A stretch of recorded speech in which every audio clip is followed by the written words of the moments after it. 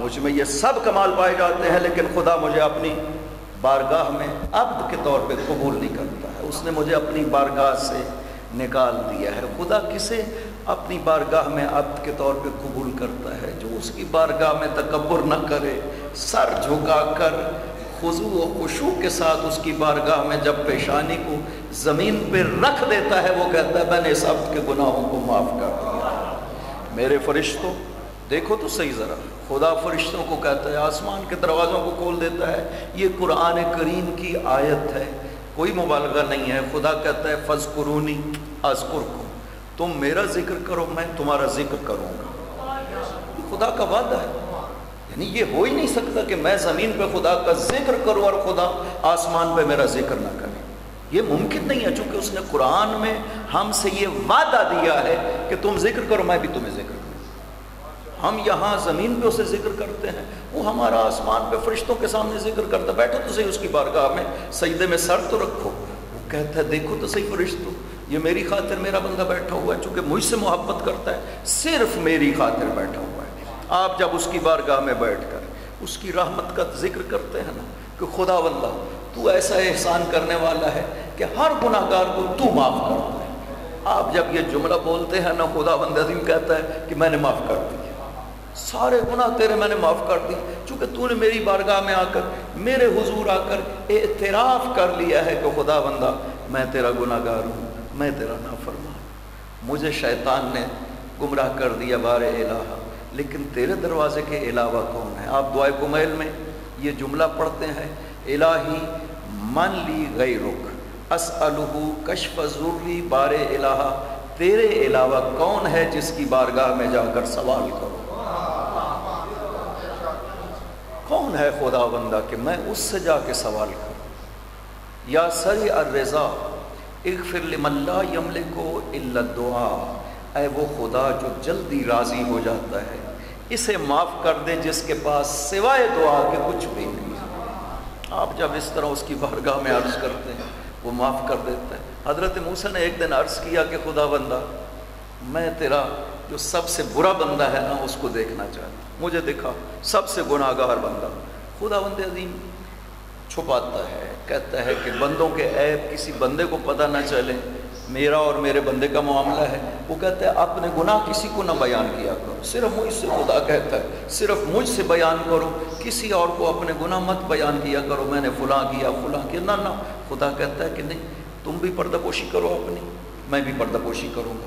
حتیٰ قیامت کے دن روایات میں ہے کہ اس زمین کو حکم دے گا جہاں پہ انسان نے گناہ کیا ہے نا، کہ اس کے گناہوں پہ پردے ڈال دو تاکہ کسی کو پتہ نہ چلے کہ اس نے یہ گناہ کیا ہے۔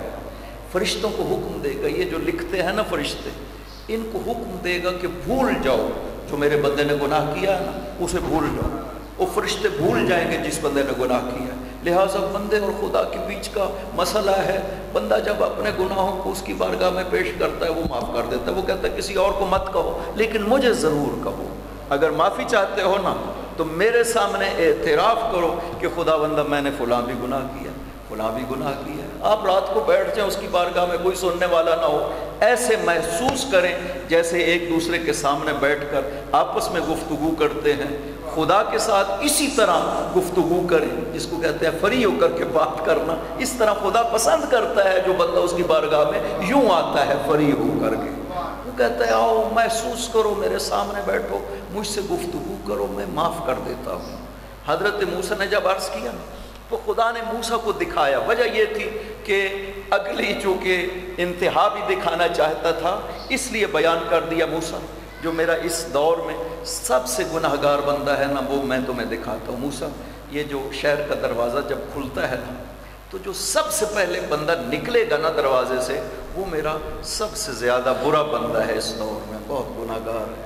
حضرت موسیٰ جا کر دروازے شہر پہ بیٹھے، جب دروازہ کھلا دیکھا ایک بندہ آ رہا ہے جس کے ساتھ اس کا ایک بیٹا ہے، انگلی سے پکڑا ہوا ہے، 10-12 سال کا بیٹا ہے، اور وہ جب نکلا تو خدا نے ارشاد فرمایا کہ موسیٰ یہ جو آ رہا ہے نا یہ بہت گناہ گار ہے، اس دور میں سب سے بڑا گناہ گار یہی ہے۔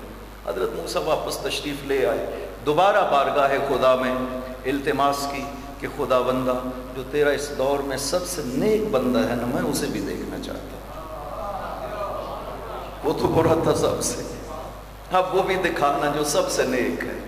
خدا نے فرمایا موسیٰ جاؤ دروازے پہ بیٹھ جاؤ، جو سب سے آخر میں داخل ہوگا نا اس دروازے سے شام کے وقت، وہ میرا سب سے اچھا بندہ ہے۔ حضرت موسیٰ بیٹھ گئے، لوگ آتے رہے۔ آخر میں جب سورج غروب ہو رہا تھا، جو آخری بندہ داخل ہو رہا تھا وہی تھا جو صبح سب سے پہلے نکلا تھا۔ حضرت موسیٰ حیران ہو گئے، بار الہ یہ کیسے ہو سکتا ہے؟ یہی سب سے برا بندہ اور یہی تو کہہ رہا ہے سب سے اچھا بندہ۔ کہا ہاں موسیٰ، جب یہ صبح نکلا تھا نا تو یہ سب سے گناہگار بندہ تھا۔ باہر نکلا شہر سے، اس کے بچے کی نظر پڑی پہاڑ کے اوپر۔ اس نے سوال کیا بابا یہ پہاڑ کتنا بڑا ہے، اس سے بھی کوئی چیز بڑی ہے؟ تو کہا ہاں بیٹا، زمین و آسمان پہاڑ سے بہت بڑے ہیں۔ دوسرا سوال کیا بچے نے کہ بابا زمین و آسمان سے بھی کوئی چیز بڑی ہے؟ رو پڑا، روتے ہوئے کہا ہاں بیٹا تیرے باپ کے گناہ زمین و آسمان سے بھی بڑے۔ تیسرا سوال کیا بابا تیرے گناہوں سے بھی کوئی چیز بڑی ہے؟ کہا ہاں بیٹا، روتے ہوئے کہا بیٹا تیرے خدا کی رحمت اس سے کہیں عظیم تر ہے کہ میرے سارے گناہوں کو معاف کر سکے۔ یا علی یا علی، خدا نے ارشاد فرمایا موسیٰ جب اس نے یہ بات کی نا میں نے اس کے گناہوں کو معاف کر دیا۔ اس وقت اس نے کوئی اور گناہ نہیں کیا ہے جب سے میں نے اسے معاف کیا، اس لیے اس وقت یہ سب سے نیک بندہ یہی ہے۔ حضرت عیسیٰ نے بھی عرض کیا تھا کہ خدا بندہ تیری محبوب ترین ہستی اسے دیکھنا چاہتا ہوں۔ خدا نے فرمایا عیسیٰ جاؤ فلاں بستی ہے اس کے باہر کھنڈرات ہیں، میرا محبوب ان کھنڈرات میں ہے، عبادت کرتا ہے میری، جاؤ موسیٰ۔ عیسیٰ حضرت عیسیٰ تشریف لے گئے، باہر کھنڈرات میں جب داخل ہوئے نا تو دیکھا کہ ایک خاتون ہے، آنکھیں اندھی ہیں، ہاتھ کٹے ہوئے ہیں، پاؤں بھی کٹے ہوئے ہیں، آنکھوں سے اندھی ہے اور لیٹی ہوئی ہے۔ سلام کیا، السلام علیک یا امۃ اللہ، اے کنیز خدا میرا سلام۔ اس نے کہا وعلیک السلام یا روح اللہ، اے روح خدا تجھ پہ بھی سلام ہو۔ حضرت عیسیٰ نے سوال کیا تجھے کیسے پتہ چلا میں عیسیٰ روح اللہ ہوں؟ کہا جس نے تجھے بھیجا ہے نا اس نے مجھے بتایا ہے۔ عیسیٰ اس نے مجھے بتایا کہ عیسیٰ روح خدا آ رہا ہے تیرے پاس۔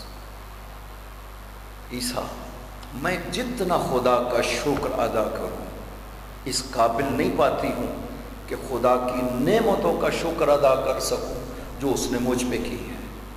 عیسیٰ نے پوچھا کون سی نعمتوں کی بات کرتی ہے؟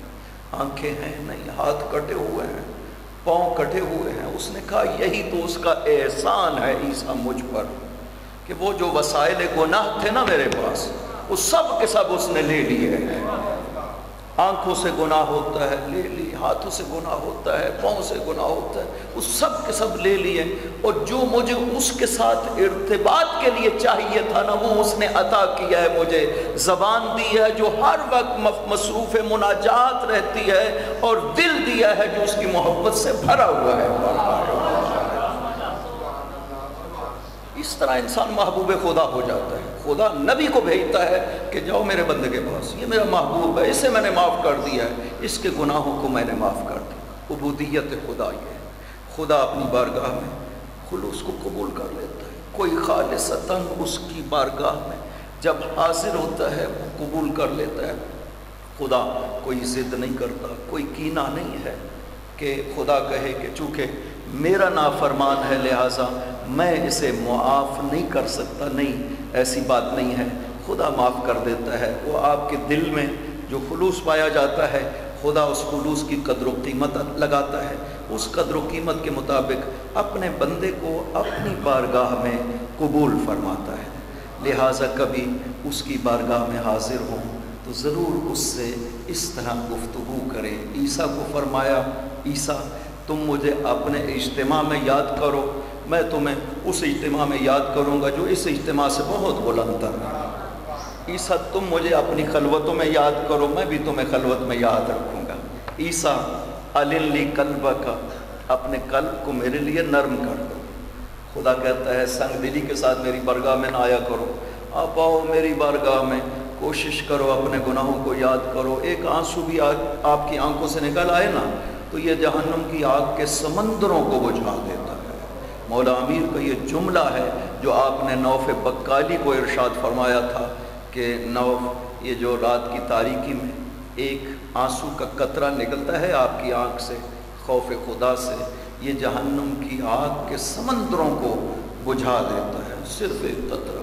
اتنی بارگاہ خدا میں قدر و قیمت ہے۔ اگلا جملہ ارشاد فرمایا عیسیٰ کو، عیسیٰ والم ان سروری انت بسبسا الیہ، عیسیٰ جان لو میری خوشی اس میں ہے کہ تم میری خوشامد کرو، میری بارگاہ میں آؤ، میری خوشامد کرو۔ جیسے آپ کو کسی سے کچھ لینا ہو، حاجت مانگنی ہو، آپ کتنی تعریفیں کرتے ہیں کہ آپ ماشاءاللہ بہت سخی ہیں، آپ کے دروازے سے تو کبھی کوئی خالی نہیں گیا، آپ تو عطا کرتے چلے جاتے ہیں، آپ اپنوں کو بھی دیتے ہیں، پراؤں کو بھی دیتے ہیں۔ آپ اس طرح کسی سے جب گفتگو کرتے اپنی حاجت کو لینے کے لیے، خدا کہتا ہے جب میرے حضور آتے ہو نا تو میرے ساتھ اسی طرح گفتگو کرو جیسے کوئی محتاج کسی عطا کرنے والے سے مانگنے کے لیے کرتا ہے۔ خدا کہتا ہے میری اسی طرح خوش آمد کرو، میں خوش ہو جاتا ہوں۔ میرا بندہ جب میری بارگاہ میں اس طرح سے اپنے آپ کو پیش کرتا ہے، کہتا ہے وَلَا تَكُنْ فِي ذَلِكَ كَالْمَيِّتِ، میری بارگاہ میں آؤ تو مردوں کی طرح مت بیٹھ جاؤ، نہ بولیں نہ حرکت کریں، یہ کہتے ہوئے کہ وہ تو دلوں کے حال کو جانتا ہے، لہذا مجھے کیا ضرورت ہے اس کو کہنے کی۔ نہیں، وہ کہتا ہے میں خوش ہو جاتا ہوں، آپ زبان سے بھی بولیں اور میں اعضاء سے بھی ظاہر کریں کہ محتاج خدا ہے۔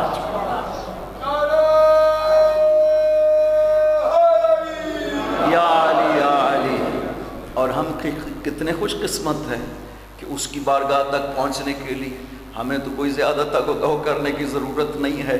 ہم جب اس کی محبوب ہستیوں کا نام لیتے ہیں خود ہی قبول کر لیتا ہے اپنی بارگاہ۔ اس لیے انہیں کہا ہے انما ولیکم اللہ ورسول، او تمہارے ولی جو موجود ہیں بغیر ولی کے تو ہو نہیں، تمہارا ولی میں نے قرار دیا ہے، اس ولی کے ذریعے سے میری بارگاہ میں جب حاضر ہوتے ہو تو ممکن ہی نہیں ہے کہ خدا اس بندے کو اپنی بارگاہ میں قبول نہ کرے، کیونکہ وہ نام اتنے بڑے ہیں جو اس نے خود قرار دیے ہیں، لہٰذا کتاب حق ہے۔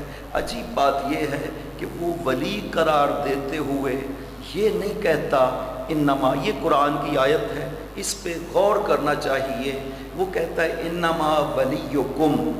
آپ سب سمجھتے ہیں یہ بات کہ ولی ایک کے لیے استعمال ہوتا ہے اور ایک سے زیادہ ہوں تو اولیاء استعمال کیا جاتا ہے۔ خدا نے یہ نہیں کہا انما اولیاءکم، تمہارے اولیاء تین ہیں، خدا، رسول اور وہ ہستی جو رکوع میں زکوٰۃ دینے والی ہے۔ یہ نہیں کہا انما اولیاءکم یہ تمہارے اولیاء ہیں، نہیں فرمایا انما ولیکم جس کا معنی ہے تمہارا ولی، یہ نہیں کہا تمہارے ولی یہ ہیں، نہیں فرمایا تمہارا ولی اللہ ہے۔ آپ نے غور کیا نا کہ خدا بندہ جو بھی کوئی عربی جانتا ہو اسے اولیاءکم کہنا چاہیے، ولیکم تو نہیں کہنا چاہیے تھا، تو پھر تو نے ولیکم کیوں کہا، اولیاءکم کیوں نہیں کہا؟ تو خدا یہ جواب دے گا کہ ولایت خاص ہے خدا بند عظیم کے ساتھ۔ جس طرح سے توحید خدا کی باقی صفات خدا میں ضروری ہے، اسی طرح توحید خدا ولایت میں ضروری ہے۔ ولایت ہے حق خدا، یہ خدا کا حق ہے۔ اگر اپنا حق کسی قسم کا بھی حق ہو خدا کسی بندے کو دیتا ہے تو اسے قبول کرنا چاہیے کہ یہ خدا نے دیا ہے، اور اگر کوئی حق اپنا خدا کسی بندے کو نہیں دیتا تو اسے انکار کرنا چاہیے کہ یہ حق چونکہ اس نے کسی کو نہیں دیا۔ مثلا ربوبیت خدا کا حق ہے لیکن اس نے کسی کو نہیں دیا۔ آپ نماز میں پہلا اقرار بارگاہ خدا میں یہی کرتے ہیں الحمدللہ رب العالمین، میں پیش کرتا ہوں बारगाह खुदा में अपने एतराफ़ को, खुदावंदा मैं ये इकरार करता हूँ कि इस कायनात का, पूरी कायनात का रब सिर्फ और सिर्फ तू है, तेरे अलावा मैं किसी को रब नहीं समझता हूँ। ये इस आयत का तर्जुमा है जो इकरार आप रोज़ाना अपनी नमाज़ों में बारगाह खुदा में करते हुए नज़र आते हैं। लिहाजा ये हक़ है, उसने अपनी ज़ात के साथ ख़ास रखा है। इबादत हक़ खुदा है, उसने अपनी ज़ात के साथ ख़ास रखा है। गैर खुदा के लिए उसने करार नहीं दिया है कि खुदा के अलावा किसी की आप इबादत नहीं कर सकते। हक़ खुदा था, अगर करार दे देता हम कबूल कर लेते, लेकिन उसने किसी के लिए करार नहीं दिया। लिहाजा सूरह अल-हम्द में आप ये एतराफ़ करते हैं, इय्याका नअबुदु, खुदा बंदा तेरा ये बंदा तेरी बारगाह में एतराफ़ कर रहा है कि सिर्फ़ और सिर्फ तेरी इबादत करते हैं, किसी और की इबादत नहीं करते हैं। देखा है, ये खुदा एतराफ़ लेता है अपने बंदों से कि अपनी नमाज़ों में मुसलसल ये एतराफ़ करें ताकि आपको भूले नहीं, आपको जहन में रहे कि सिर्फ़ खुदा, रुबूबियत उसका हक़ है, इबादत उसका हक़ है, किसी और की इबादत नहीं की जा सकती। ये विलायत भी हक़ खुदा है, लेकिन ये ऐसा हक़ नहीं है जो उसने अपनी ज़ात के साथ ख़ास रखा हो, बल्कि ये हक़ उसने अता किया है।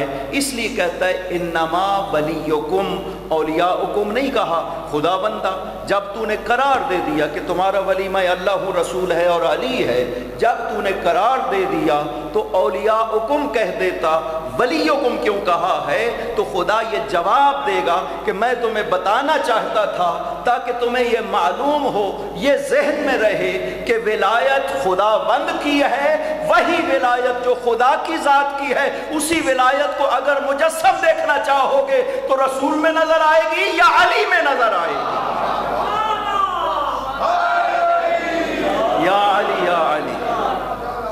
ओ खुदा कहता है, दूसरी बात जो इस आयत में खुदा हमें बयान करना चाहता है कि विलायत मैं करार देता हूँ, किसी और को हक नहीं है किसी को वली बनाने का। कहता है वली मेरा हक है, लिहाजा मैं जिसके लिए करार दूंगा आपको उसे मानना होगा, और मैं जिसके लिए विलायत करार न दूं आप उसे वली अपना मान नहीं सकते। इस आयत का ये मतलब है। दूसरी आयत में बड़ी खूबसूरत बात की खुदावंद अजीम ने, सूरह आराफ की 30 नंबर आयत है। खुदा फरमाता है व फरीकन हदा व फरीकन हक्का अलैहिमुज़्ज़लाला, एक गिरोह को खुदा ने हिदायत की और एक गिरोह की गुमराही यकीनी हो गई। दो किस्में कर दी खुदावंद अजीम ने इंसानों की, जो खुदा को मानते हैं उनकी दो किस्में हैं। एक वो जिनको खुदा ने खुद हिदायत की, और एक वो है जिनकी गुमराही यकीनी हो गई, यानी वो गुमराही से कभी निकल नहीं सकते। खुदावंदा वजह क्या है? एक गिरोह की तू खुद हिदायत करता है, एक गिरोह पक्के गुमराह हैं जो कभी अपनी गुमराही से निकल नहीं सकेंगे। वजह क्या है?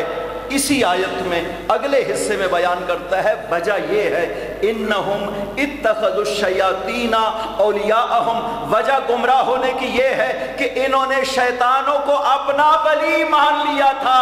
उसे वली मानो जिसे अल्लाह ने बनाया है तो हिदायत मिलेगी, और खुद अगर बनाओगे तो गुमराही यकीनी हो जाएगी। या अली या अली।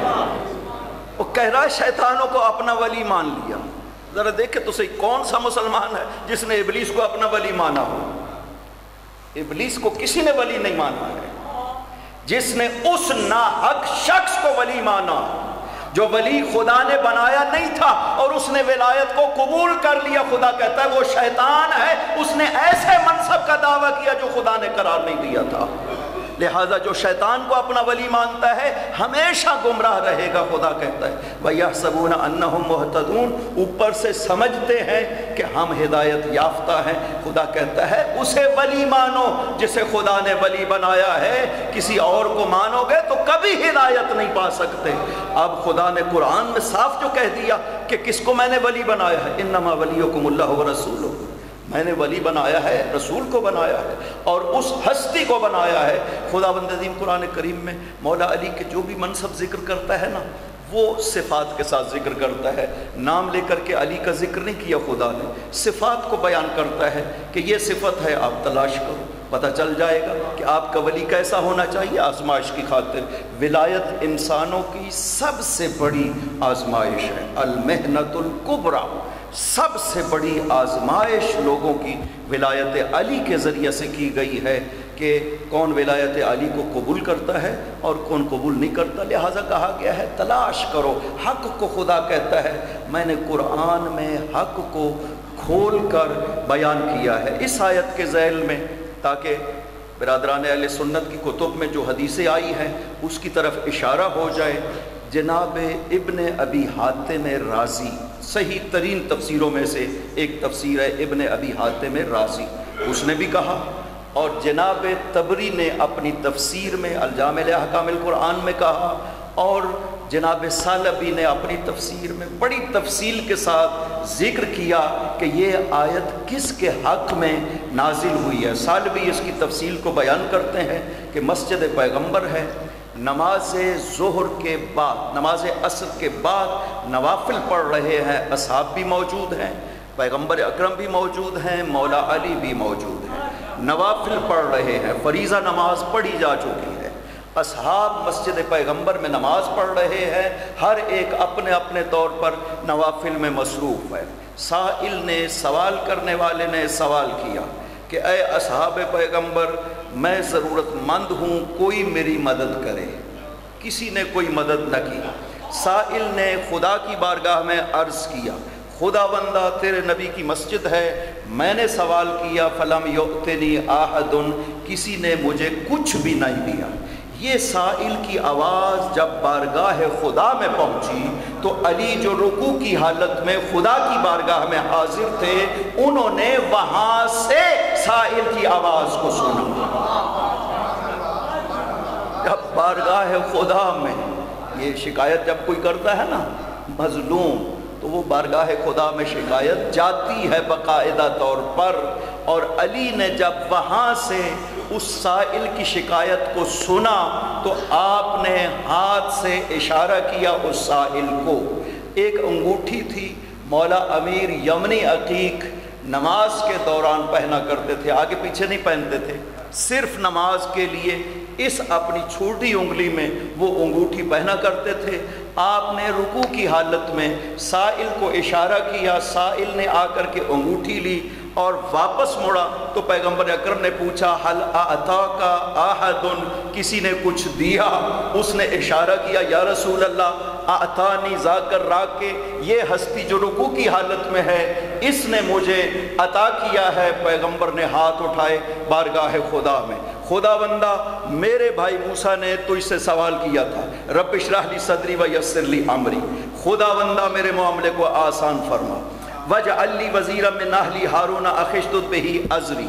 موسیٰ نے دعا کی تھی کہ میرے بھائی ہارون کو میرا مددگار بنا اور میرا شریک کار بنا، میرا دست و بازو بنا ہارون کو۔ خداوندہ تو نے موسیٰ کی دعا کو قبول کیا۔ وَأَنَا مُحَمَّدٌ حَبِيبُكَ وَصَفِيُّكَ، میں محمد تیرا حبیب بھی ہوں، تیرا صفی بھی ہوں۔ جیسے موسیٰ نے دعا کی تھی بارے الہ، میں بھی اسی طرح دعا کرتا ہوں، وَاجْعَلْ لِي وَزِيرًا مِّنْ أَهْلِي عَلِيًّا أُشْدُدْ بِهِ أَزْرِي، میرے اہل میں سے میرا بھائی علی میرا ساتھی بنا، میرا مددگار بنا۔ اور پیغمبر کی بات ابھی مکمل نہیں ہوئی تھی، جبرائیل آیت لے کر کے نازل ہوئے، اے محمد ہم نے اپنی ولایت علی کو عطا کی ہے۔ یا علی یا علی، خدا نے اس طرح سے علی کو ولایت عطا کی ہے۔ پیغمبر نے بارگاہ خدا میں خواہش کی، بارے الہ جیسے موسیٰ کو تو نے ہارون عطا کیا تھا، علی اسی طرح سے میرا بھائی ہے۔ یا علی انت منی بے منزلت ہارون من موسیٰ، علی تیری اور میری مثال وہی ہے جیسے ہارون و موسیٰ کی تھی. ہارون کو خدا نے موسیٰ کا مددگار بنایا تھا. مجھے بھی تیری مدد کی ضرورت ہے. بغیر مدد علی کے اسلام نافذ نہیں ہو سکتا تھا. لہٰذا خدا بند عظیم نے مولا علی کو ولایت عطا کی. اب یہ حق خدا نے قرآن میں بیان کیا ہے. اب ممکن ہے لوگ کہیں کہ ہماری نظر نہیں پڑی، قرآن میں بیان ہوا، ہمیں نہیں پتہ، ہم نے وہ آیت نہیں دیکھی. خدا نے عجیب اعجاز قرآن یہ ہے کہ خدا بند عظیم نے اس حقیقت کو سورہ الحمد میں بیان کیا ہے اور پھر فرض کر دیا ہے کہ آپ اپنی نمازوں میں چاہے نوافل ہوں چاہے فریضہ ہو، پہلی 2 رکعت میں واجب ہے سورہ حمد پڑھنا. وجہ کیا ہے بارے الہ؟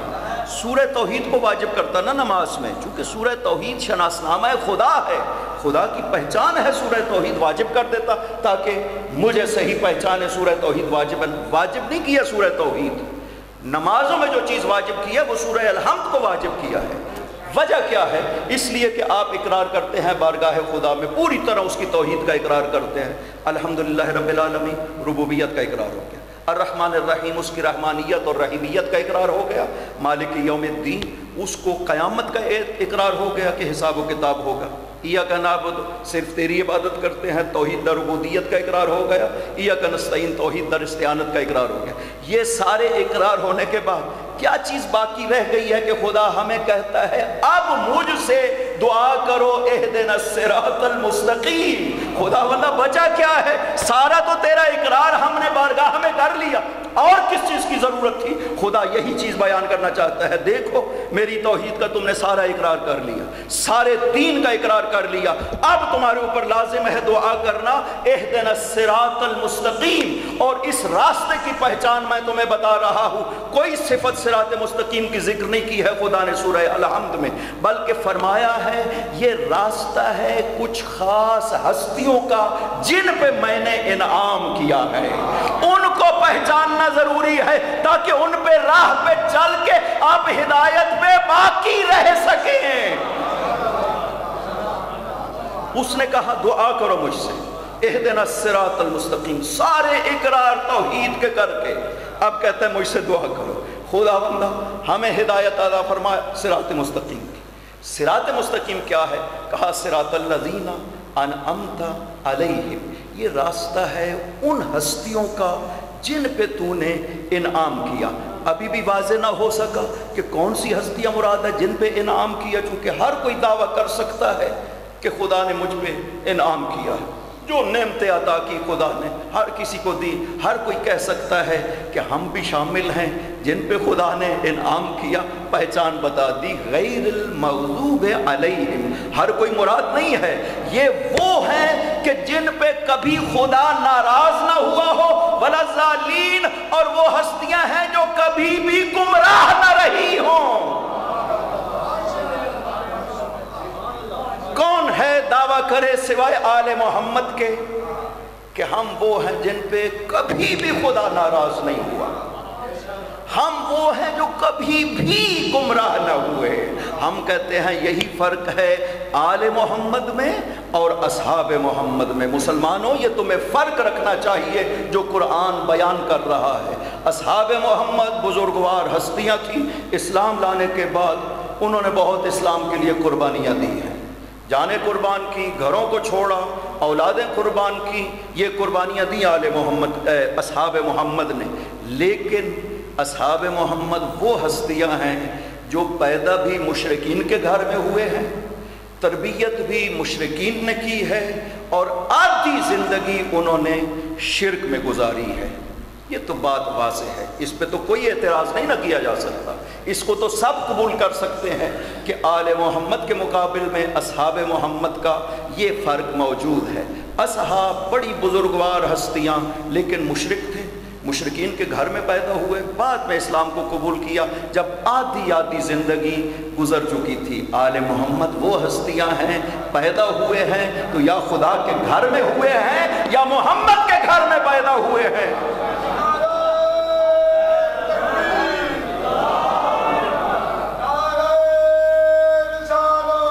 یا رسول اللہ، یا علی، یا علی.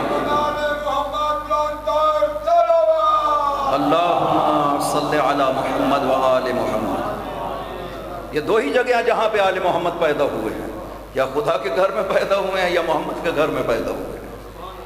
तरबियत भी की है तो पैगंबर ने की है, नजर भी खोली है तो पहली नजर जो पड़ी है चेहरा पैगंबर पे पड़ी है, पहली ग़िज़ा जो ली है लुआब दहन पैगंबर से ली है, नाम भी रखा है तो खुदा ने रखा है।